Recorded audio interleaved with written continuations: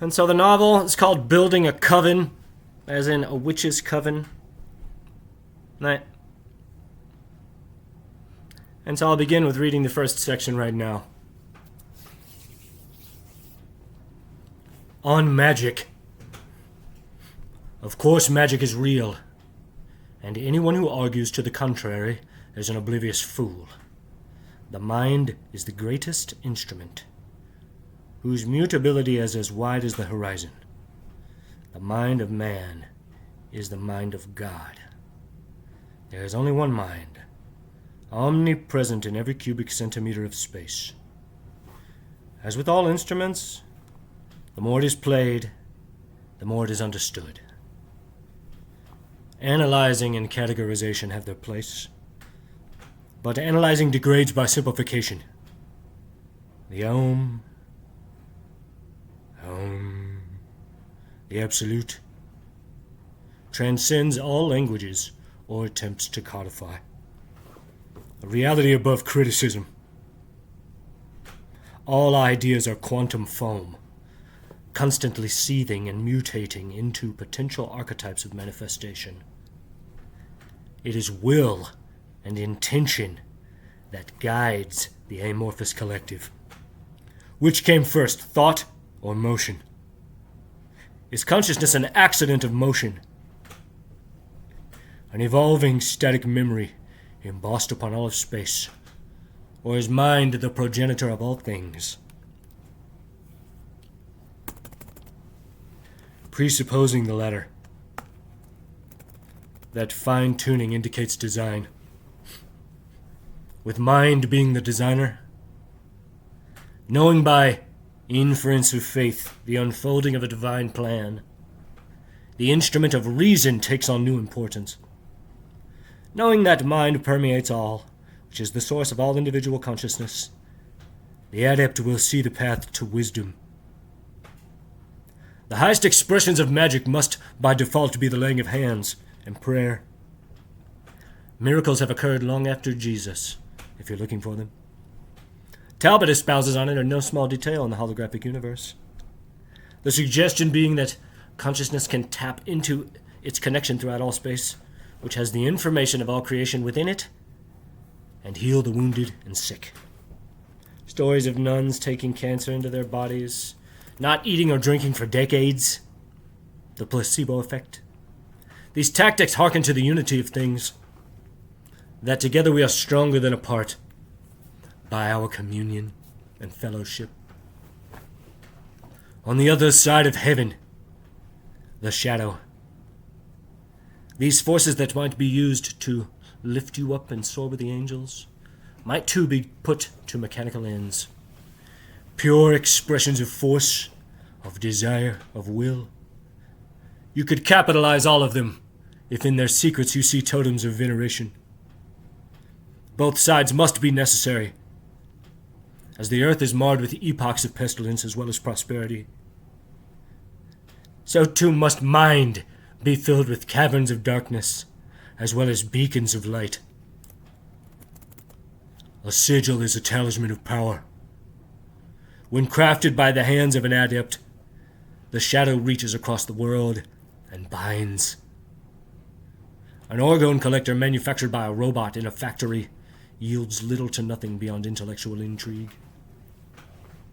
However, that same orgone collector, part and parcel, when crafted by hand, suspends divine resonance within it and projects it out into creation. The compass and straight edge, square, from the brow of Mount Moriah, are by necessity the finest scientific instruments that can ever be, as they always deliver absolute truth, lawful, unlawful, and the infinite space between, bounded in a nutshell.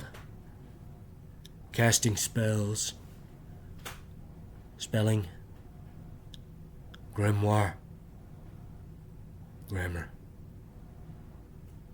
You can sum it up by saying that magic and sorcery, ESP, remote viewing, all of these things are conscious conjurations of electrical fields. Magic is done in the light, sorcery is done in the dark. These electric fields of intention are coagulated by mind. They can be used to fortify the self. They can be given out. They can be harvested naturally or stolen through wicked conspiracy. So the practitioner, magician, and sorcerer alike conspires through their will to sap the life force or vitality out of their intended target, as attempting to wield the philosopher's stone, the alchemical transmutation, as far as harvesting or psychic pilfering. On the worst side is psychic warfare, which always leads to destruction if perpetuated. And on the best side is consumption of illness, taken out of the sick and brought into the adept by will alone, or removed completely back into the void. There are many examples of this throughout recorded history, mainly nuns, pious people, holy people, seeking through meditation and contemplation of divinity to take on the sins of the world, so to speak. The stronger the mind, the deeper the reservoir of wisdom and knowledge, the denser the electrical braid of intention will be, the greater the result. Thaumaturgy, telekinesis, psychokinesis all originate by this understanding. You can get it for free, lawfully, by simply going to church. When pious people lift up their hearts to God, and you are in need of extra life force, those rooms are always, if sincere, overflowing with devotion and life force, offered up in prayer and communion with the deity. The other side, pure black magic sorcery, is a conscious effort to engender a physiological spike in all cohesive biorhythms to harvest the discharge or destroy the target and fortify the adept thereby. Example, pure conjecture, pure hypothesis. Say a husband and wife are newly married, and the husband is a famous filmmaker, and they're real hip, sophisticated, sexually enlightened wife-swapping types. And though some might know, most do not know, that they are both savage psychics. While shooting his film, the lead actor, a notorious playboy who thinks he's cool and maybe is a sweet-natured guy on some level, but is largely a horse's ass, gets a crush on the new wife because she's as fine as any woman can be. So lead actor Jackass comes to psychic writer-director and says, "Hey man, your wife's real hot. Can I have her?" Filmmaker smiles and pats him on the back, knowing said actor is incapable of exerting any real influence over her, and says, "Sure, buddy. What's mine is yours." And though filmmaker never says it, he thinks, "And what's yours is mine."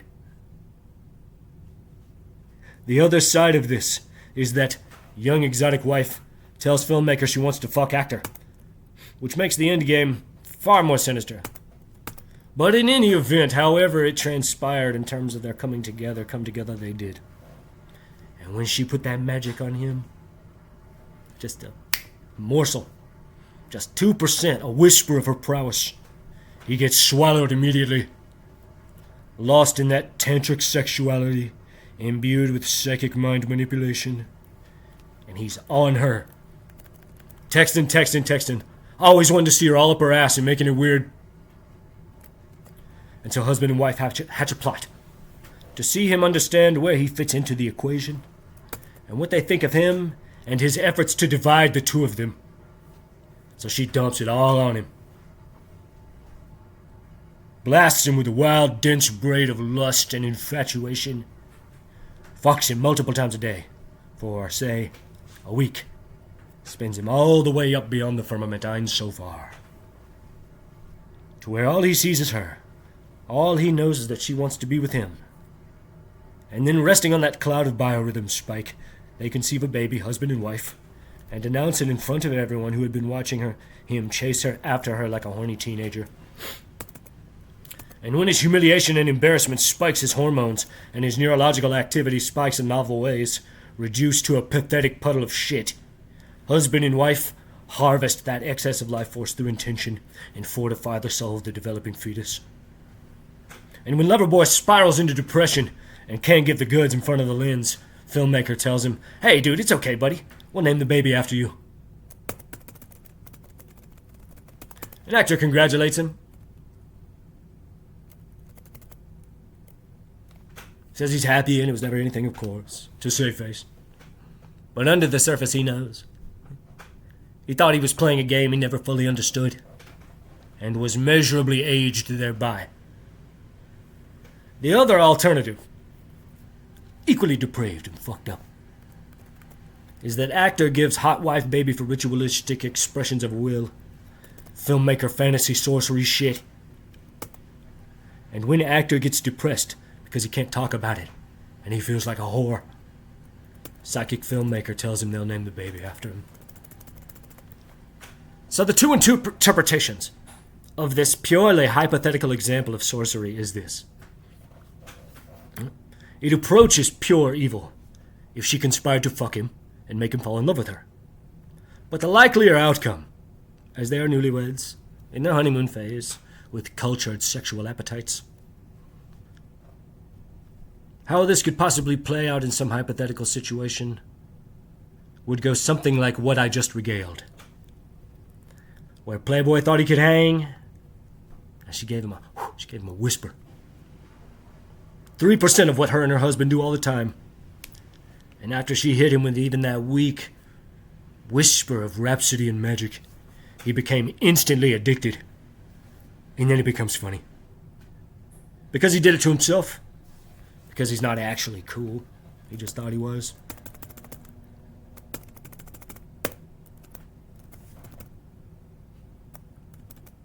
It's a subatomic, superatomic condition. All depths, all stratas, all convocations simultaneously. The archetypal engine, ever present. A hologram so perfect in its construction, it is too wide to be expressed physically. The engine is intention. The expression of the knowing through motion into kinetic corruption. Shadows of light. There's a thought. It is known everywhere forever. What the thought is irrelevant. It is a static knowledge. The canvas of space is ever conceiving, ever conceptualizing, ever pregnant with this knowing. Contemplation and conception. A collapse of potential around the subspatial scaffolding. With the increase in density around the astral skeleton, the coagulation of space is too charged and too dense to remain inert and must discharge the divine orgasm, releasing some spectral phantom of the certainty of the absolution of the pure thought through thought force. If all thoughts exist in the celestial matrix, all that openeth up the matrix is mine. Exodus 34:19. And the engine of intention which binds space into kinetic motion is operating as a single field of knowing, permanently braided and diffused to seeming dissolution, however, is supreme, beyond any mechanical expression of its parts. The whole expresses whichever piece is illumined by the light of reason and intent, mutating pressure fields of space, generating electric current through friction, engendering novelty. This is magic. And man's brain is the supreme filter. Man is the end of evolution. There is nothing else manifested that can exceed the reasoning capacity of man. Anything beyond is angelic and therefore not human. Perhaps purple humans live on Alpha Centauri. If we are supposed to find them, we will. They are the same. They are not alien. They are different expressions of man, being the end of evolution by way of recognition of the divinity embedded within all. A sincere reflection of creature towards creator. Impossible until modern man, which, yes, includes cavemen. I often wonder about the first generations where man began standing upright. The old actor's adage, what do I do with my hands? Lots of flailing, primal dancing, And that first one, very interesting. Standing twice as tall as everyone else. He got all the pussy, I'm sure. Or he died twice as fast, being an easier target. But there was a patient zero that betrayed the design of his backbone, his entire life for the first time. Constantly looking up, humiliated by everyone who misunderstood him. Terence McKenna suggests the alchemical child at the end of time. It is the same idea. And eventually, that first man, staring at his hand in the cave at night around the fire, that special night. Some peculiar celestial arrangement, strange astrologies. And he took a bamboo reed, hollow, chewed a mouthful of berries, held his hand against the cave wall, and blew the first artwork into creation. What do I do with my hands? That, like that man, McKenna suggests we're barreling towards the emergence of another strata of that notion. A person who emerges with such novelty of expression that they transmute the entire world. The stakes for the expression of these powers are as meaningful as you make them. If you seek to express malevolence, you should expect to degrade your physical body thereby.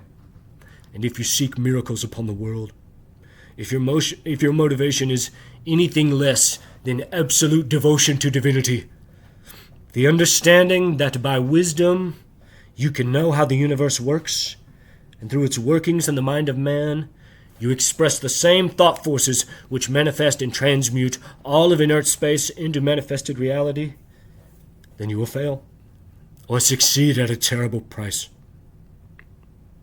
To pray for the sins of the world, to offer spiritual condolences sincere, however meager, always yield, never seeking anything beyond to assist, to heal, to commune.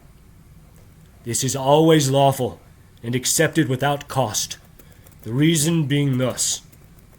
Man's expression of intention is a creation of an electric field of intention, as with a cell phone. A cell phone is a crude brain. All the innovation stems from primeval primitive awareness, subatomic, superatomic. If a musician plays a violin in the water, if possible, perhaps a waterproof speaker exists, it must. But the scuba diving violinist rakes the bow across the strings. The sound waves ripple out as a sphere in all directions, not linear. No straight lines in nature. Instrumentation reads linear as a result of time, not as a result of the physical condition of the electrical waves, which are always spherical. Always. A thought is also an electric wave. The hardware of the brain coagulates the magnetic and electric body of the thought force, as with the arrangement of the strings, and the fingering hand, and the conscious field, present unilaterally, pushes the thought out as a wave, as with the sonic vibration, the raking of the bow of the waterlogged violin, radiating out omnidirectionally as a sphere. The constitution of the conjuration always passes through the body omnidirectionally, instantaneously, always seeking its target. God the Father, a locale, a place in time, a place in space, a person buried alive, a child lost in the woods, a spy carrying a MacGuffin, healing the sick, taking on the sicknesses of others. It is all the same thing. The more effort is dedicated to the thought, the higher the expression of the incantation. Example: a farmer wants to see his crops wither away from drought. The first dimension is a simple plea. The second dimension is finding a way to divert water or manufacture water. The third dimension is bringing the village together and all dancing and singing together. The fourth dimension has all of them dancing and an artist drawing out or painting the scene with the field flourishing with an abundance of crops, with the appropriate celestial conditions which exist overhead. And from there, the fifth dimension, the last edge of the pentagram. The mystic medicine man casts a giant pentagram, or some such the like, in the middle of the field with the dancers all around and a fire burning. And for days, until they all drop from exhaustion, they perpetuate their rhythms and chants, as well as ritualistic sex, where all the sexual fluids soak the drawing, no conception conceiving. Gnostic fervor, bringing all conspirators to a rhapsody in magic, blasting the area with fever dreams of intention, drugs, all these things. And lastly, they burn the effigy to sear it into their subconscious. The increase of electrical output, so communal in nature as it radiates out, will, perhaps, act as gravitational nodes in the upper atmosphere, which coagulate water vapor into clouds and rain. Yes. That's the full scope of condition. I have no master, no order to betray, no oath to break, no teacher to supersede. But it is vulgar to say much beyond. All these tricks can be employed just as easily to destroy. It is easier to be cruel. It is easier to destroy. All manifested life crepuscular is barreling forever towards death. It is a push in the right direction, no more. Pushed upon adept and target all the same. The waveform always finds its target, but always passes first through the adept. Quantum entanglement is the seed of teleportation of thought force. You can push a thought out, and it will find its target eventually, always. However, if you can entangle two disparate locales, you can also create the thought in another location. This is the far more dangerous ploy, and is the highest sorcerer's stone, and I'll say no more about it. Time travel. Nothing is impossible for consciousness. If Walter Russell espouses truth in his sublime philosophy, the continuous two-way universe, and his sublime thought, that all things that were, are, and ever shall be, reside within all of space, seeking their moment of expression with absolute patience, the Catholic Catechism takes on a new level of wonder. As it was in the beginning, is now, and ever shall be. Then to travel in time is simply to bring your divine awareness into that moment, past, present, or future. The greater the depth of understanding, the easier the connection is made. Remote viewing tests often encumber, unnecessarily, the medium to force understanding when the light of truth will never diminish psychic capacity. They put a locale in time, space, or both in a sealed envelope, and then they tell you to tell them what you see. But if the veil is lifted as much as possible, the depth of the view will be all the more clear. It can be alleged that somehow diminishes the psychic capacity by offering details that could inculcate false notions, which is true regarding imagination.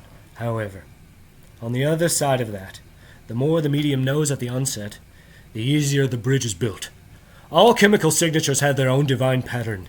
I would say sigil or symbol. A chemist would say structure or some such. So knowing the pigments used in famous paintings, you can isolate the molecular structure, sigil, of each color. And if you know where the painting was painted, and if you know the celestial condition overhead at the time, you can meditate by focusing first on the painting, then on the molecular structure of the pigments, perhaps a picture of the artist if one exists, as well as the positions of the heavens overhead. This brings the adept into holistic resonance with all the spatial as well as celestial conditions apparent at the time of the creation. This extends to foliage in the area, landscape, atmospheric conditions, structure within all, politics of the time, the language spoken, all sigils, divine roadmaps embedded within all. If you have a map of the town or a picture of the location, you embed as much of the information about the time sought as you can hold within your mind at the same time. And eventually it would become so dense that it dissolves into certainty, and in the psychic crucible of the mind's eye, all of this knowledge suspended perpetually through intention will reveal the target every time. Past, present, future. Undoubtedly, you could simply stare at old photographs and get all the way to the first photos, say 1815 or whenever that was. Optics in paintings extend to, say, the 16th century. But the greater the depth of resonance, the stronger the psychic connection, the stronger the mystical braid. A memory is its own disease. It can be manipulated as a shadow puppet into the mind of the unaware. The mind is a desert wasteland as well as the Garden of Paradise. On the side of light, white magic, a conjuration of this magnitude could ease the suffering of the moment of death, bring joy to the despondent, offer a light. There is no darkness without the absence of light. There is no light without the absence of darkness. On the other side is pinnacle malevolence. The practitioner, the sorcerer, if a piece of information is known, a name, a fact, a face, a moment, then the information is projected through intention as a fabricated elemental, as with Ariel.